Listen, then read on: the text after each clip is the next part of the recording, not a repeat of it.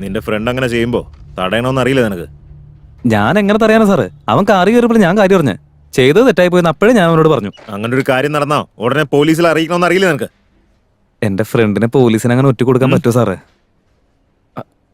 അല്ല അത് പിന്നെ അവൻ വേണോന്ന് വിചാരിച്ച് ചെയ്തതല്ല സാറ്. അടിച്ച് പറ്റായപ്പോ ആ ഒരു ഫ്ലോയിൽ അങ്ങ് ചെയ്തു പോയതായിരിക്കുമെന്നേ. അതിപ്പോ അറിഞ്ഞു ചെയ്താലും അറിയാതെ ചെയ്താലും തെറ്റാ. ഇപ്പൊ ഞങ്ങളുടെ രണ്ടുപേരുടെ അവസ്ഥ എന്താ സാറേ? നിന്റെ ഫ്രണ്ട് കാരണം നീ ആകെ പെട്ടുപോയ അവസ്ഥ അത് തന്നെ. തിങ്കളാഴ്ച നമുക്ക് കോർട്ടിൽ വെച്ച് കാണാം. കോടതിയില്ല? ഇവൻ ചെയ്ത് അത്രയും വലിയ തെറ്റായിരുന്ന? എന്റെ ഒടേ തമ്പുരാനെ. അങ്ങോട്ട് സാർ ഞാൻ പറയുന്ന കേക്ക് സാർ. എനിക്ക് കുറച്ചുകൂടി കാര്യങ്ങൾ പറയാനുണ്ടെന്നേ. ഞാൻ എത്ര വേണേലും തരാൻ തയ്യാറാ സാർ. നമുക്ക് ഇതൊക്കെ ഒന്ന് പറഞ്ഞ് സെറ്റിൽ ചെയ്താ പോരെ? എടാ ഇവിടുന്ന് പുറത്തിറങ്ങണമെങ്കിൽ എന്താ വഴിന്ന് പറ. എന്ത് കോപ്പ കാണിക്കുന്നേ? ഇത്രയും ദിവസം ലോക്കലാന്ന് പറഞ്ഞിട്ട് എടാ ആരെങ്കിലൊക്കെ ഒന്ന് വിളിച്ചു ചോദിക്കടാ. എന്തെങ്കിലുമൊക്കെ ചെയ്ത് ഇവിടുന്ന് പുറത്തിറങ്ങാനുള്ള വഴി നോക്ക്. എടാ എനിക്ക് ഇപ്പോൾ കുറെ പരിപാടികളുള്ളതാ. എങ്ങനെയെങ്കിലും പുറത്തിറങ്ങണം. പറയാം. ഇത്രയും കാര്യങ്ങൾ നടന്നിട്ട് നീ പുറത്തു പോകാനുള്ള വഴിയെ കുറിച്ചാണോ ഇപ്പോഴും ആലോചിച്ചിരിക്കുന്നത്? അപ്പൊ നമ്മൾ അറസ്റ്റ് ചെയ്ത് എന്തിനാണെന്ന് നിനക്ക് മനസ്സിലായിട്ടില്ല? പിന്നെ മനസ്സിലാവാതെ ബീർ അടിച്ചു മാറ്റാൻ അവർ നിന്നെ അറസ്റ്റ് ചെയ്തു. നിന്റെ കൂടെ തന്നെ എന്നെ അറസ്റ്റ് ചെയ്തു. എടാ ബീർ അടിച്ചു മാറ്റിയ ഫൈൻ അടപ്പിക്കണം. നിന്നെ ഹെൽപ്പ് ചെയ്ത് എന്നെ വാൺ ചെയ്ത് പറഞ്ഞു വിടണം. അല്ലാതെ സെല്ല് കൊണ്ടുവരാനായിട്ട് നമ്മൾ എന്താ കൊലപാതകം ചെയ്തോ? കറക്റ്റ്.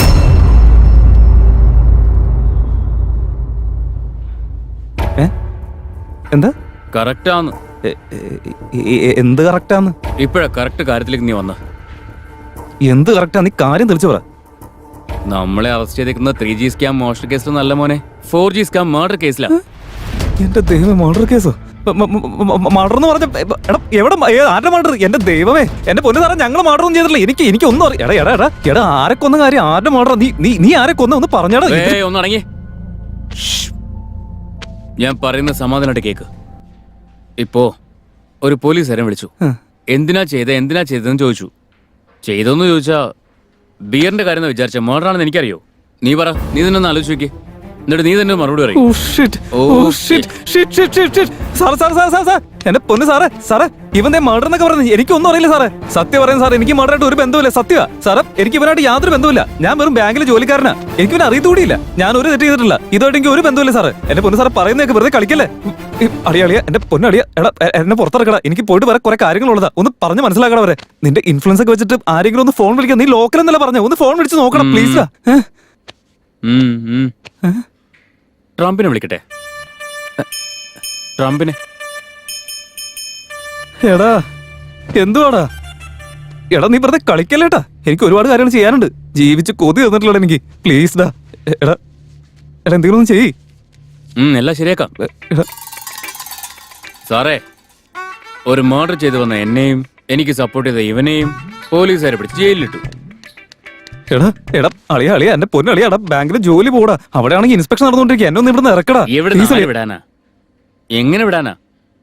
വെറുതെ മനുഷ്യനെ കൊടുത്താനായിട്ട്. എടാ ഇത്രയും വർഷത്തെ പാരമ്പര്യമുള്ള ജയിലിൽ കയറാൻ നമ്മൾ എത്ര പുണ്യം ചെയ്തിരിക്കണമെന്ന് അറിയോ? ഒരുപാട് പുണ്യം ചെയ്തിരിക്കണോടാ. പോടാ സാറ്. തീപ്പെട്ടി ഉണ്ടോ? ചുമ്മാ ഓക്കെ.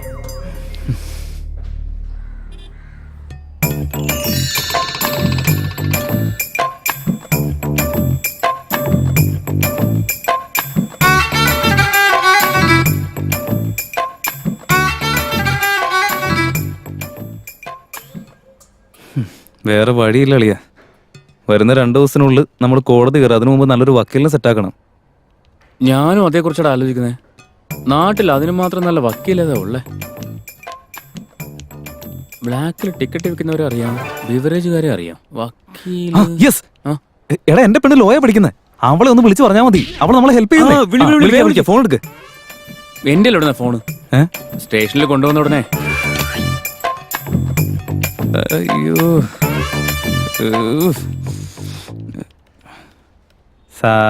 സാറേ. അതെ എന്താടാ സാർ ഒന്ന് വന്നേ സാറേ, പറയട്ടെ. ഒന്ന് വാ സാറേ.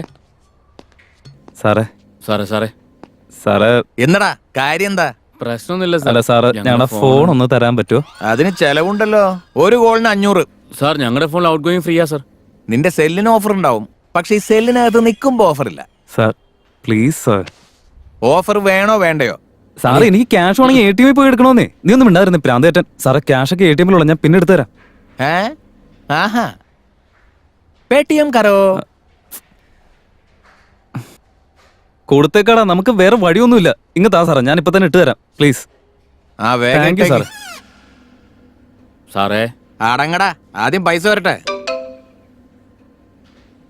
ആ ഇപ്പൊ വന്നു കേട്ടോ. സാറേ ഇനി പറ, നിനക്ക് എന്താ വേണ്ടേ? ഒരു നല്ല വക്കീലിനെ വേണം സാറേ, കൊണ്ടുവരുമോ? ഞങ്ങളെ പുറത്തിറക്കാൻ വക്കീൽ വേണ്ടേ? വക്കീലല്ലേ, നമുക്ക് നാളെ നോക്കാം. സാറേ സാറേ സാറേ ഒരു മിനിറ്റ്. എന്തടാ? ഒരു ചെറിയ ഹെൽപ്പ് വേണമായിരുന്നു. പറ.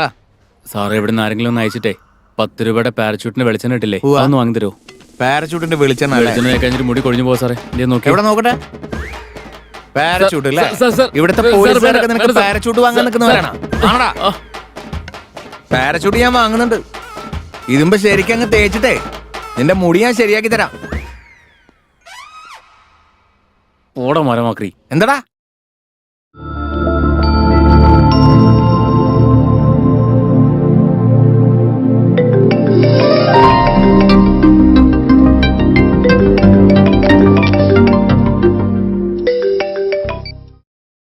Hello hello hello hello hello കേൾക്കുന്നുണ്ടോ? മനുഷ്യനെ മര്യാദയ്ക്ക് ഉറങ്ങാനും സമ്മതിക്കില്ലേ? ഓ എപ്പോ നോക്കിയാലും ഈ ഉറക്കം തന്നെയല്ലേ. സമയം ഈ സമയത്ത് കിടന്ന് ഉറങ്ങാണോ നീ? കൊട്ടേഷൻ നല്ലതാണ്, ഫേസ്ബുക്കിൽ ഇട്ടോ, ഞാൻ ലൈക്ക് ചെയ്തേക്കാം.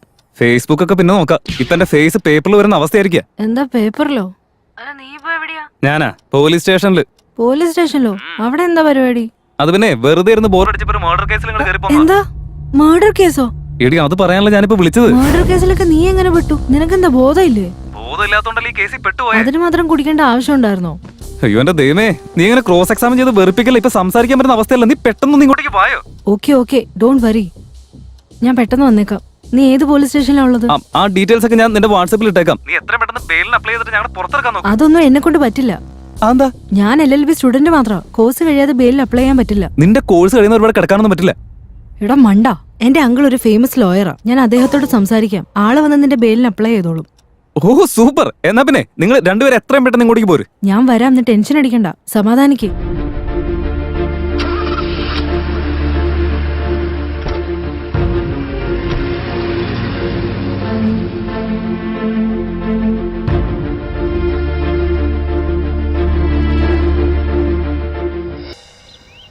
അവിടുത്തെ രേഖയൊക്കെ നല്ലത് തന്നെ, പക്ഷെ ഇവിടുത്തെ വര അത് പോക്കാം.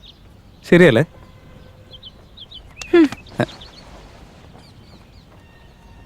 പ്രേമിച്ച പ്രശ്നം ഉണ്ടാവണമെന്ന് നിർബന്ധ.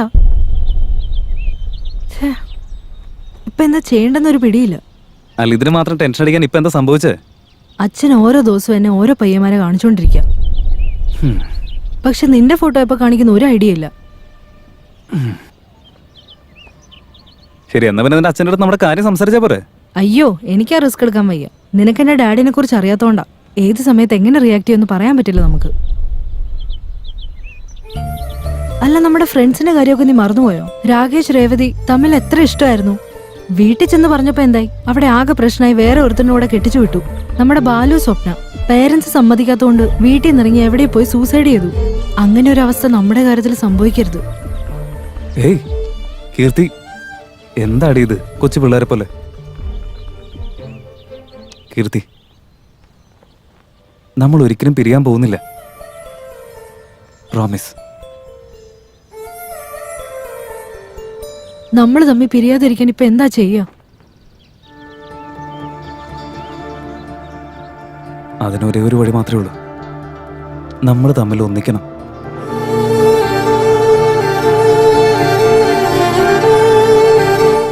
നിനക്ക് താല്പര്യമില്ലെങ്കിൽ അക്കാര്യം വിട്ടേക്ക്.